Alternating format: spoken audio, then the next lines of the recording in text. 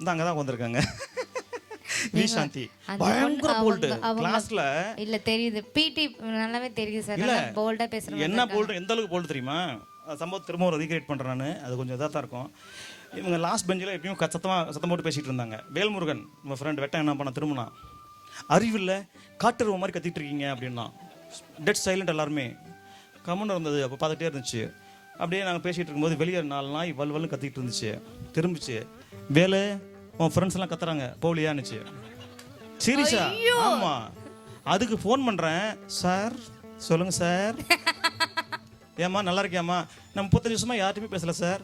உங்கள் வீட்டுக்காரட்டையுமா அப்படின்னு. அவர்கிட்ட பேசுவோம் சார். ஏம்மா முதல்ல சார்னு கூப்பிடாதம்மா அப்படின்னு. இது சரிங்க சார் அப்படின்னுச்சு. ஏம்மா பழகி போச்சு சார்னுச்சு. பதிலுக்கு நானே சரிங்க சார்ன்ட்டேன். நானே இந்த சார் ஏன் கூட ட்ராவல் ஆகிடுச்சு. இல்லை எதுக்கு சொல்கிறேன்னா, அந்த மாதிரி ரொம்ப போல்டான பொண்ணு சாந்தி. அந்த அளவுக்கு நல்லா பண்ணும்.